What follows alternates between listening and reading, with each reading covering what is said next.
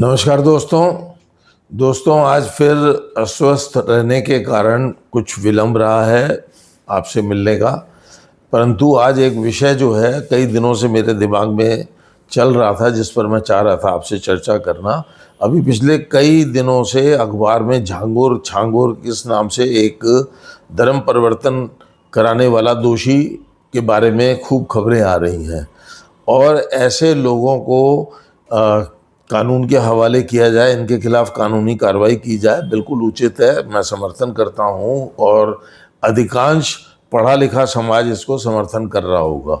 लेकिन एक बात मेरे को नहीं समझ में आ रही कि आखिर हम हिंदू या सनातनी उस तरफ जा क्यों रहा है, उस धर्म की तरफ आकर्षित हो रहा है या किसी और कारण से जा रहा है। जो मैं इसका उत्तर समझ रहा हूँ वो ये है कि हम मेजॉरिटी के अंदर बहुसंख्यक जो है, एक हमारे बीच में जो बहुसंख्यक दलित या अनुसूचित वर्ग है, हम उसको सही चैन से रहने नहीं दे रहे। हम उसका इतना उत्पीड़न कर रहे हैं, इतना अपमानित कर रहे हैं कि वो मजबूर हो रहा है, मजबूर होके जा रहा है। आज 77 साल होने के बावजूद आज भी कई क्षेत्रों के अंदर से खबरें आती हैं कि साहब जाटव का लड़का घोड़े पर बैठ करके बारात नहीं निकाल सकता। ये अधिकार हमें किसने दे दिया है कि हम उसकी खुशियों को होने नहीं देंगे और अपमानित करेंगे? क्या हमें नहीं सोचना चाहिए? भीमराव अंबेडकर, याद करिए, डॉक्टर भीमराव अंबेडकर जो हैं, उनके साथ में जिस तरीके का सलूक हमारे समाज ने या हम लोगों ने किया, उसके बावजूद वो विचलित नहीं हुए, संघर्ष करते रहे, दलित के लिए संघर्ष करते रहे। और उन्होंने जाकर के, उनके पास बहुत सारे मुस्लिम मौलवी पहुंचे।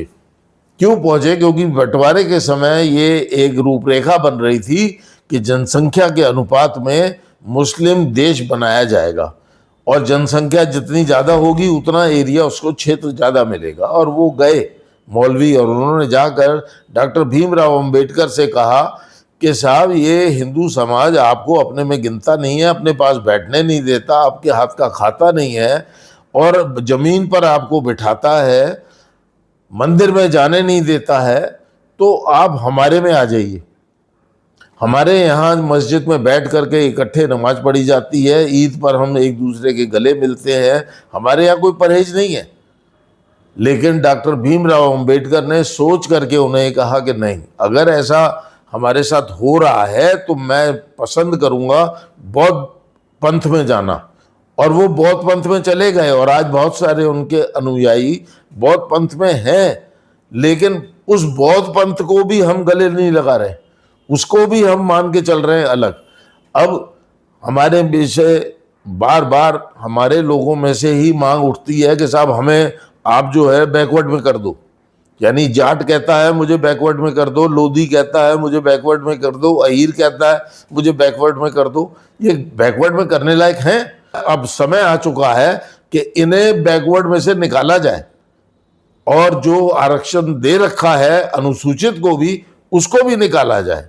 अंबेडकर ने कहा था कि 10 वर्ष के लिए इनको सुविधाएं और आरक्षण दिया जाए, केवल 10 वर्ष, इसलिए कि वो उस समय उनके पास संसाधन नहीं थे और उस समय वो इस सक्षम नहीं थे पढ़ाई लिखाई के हिसाब से, इसलिए 10 वर्ष का समय। आज राजनीतिक कारणों से वो 10 वर्ष बढ़ते बढ़ते आज 77 साल हो गए और वो आरक्षण चल रहा है। और अन्य समाज के लोग भी सरकार पे दबाव बना रहे हैं कि हम भी वोट देंगे, आप हमें भी आरक्षण दे दीजिए। और हम दे रहे हैं आरक्षण। क्यों दे रहे हैं आरक्षण? आरक्षण निकलेंगे कि नहीं निकलेंगे?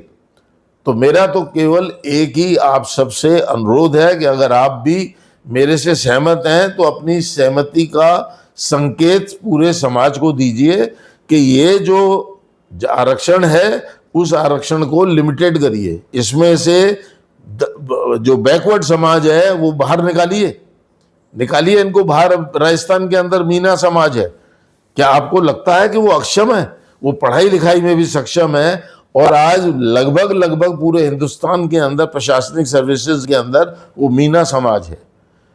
क्यों उसको रखा हुआ है आरक्षण के अंदर? क्यों आरक्षण उसे दिया जा रहा है? कहने का मतलब यही है कि जो सक्षम हो चुके हैं बिरादरी हैं, उसमें से आज 77 साल आज़ादी के बाद उन्हें आरक्षण की कैटेगरी से बाहर निकालें। धन्यवाद।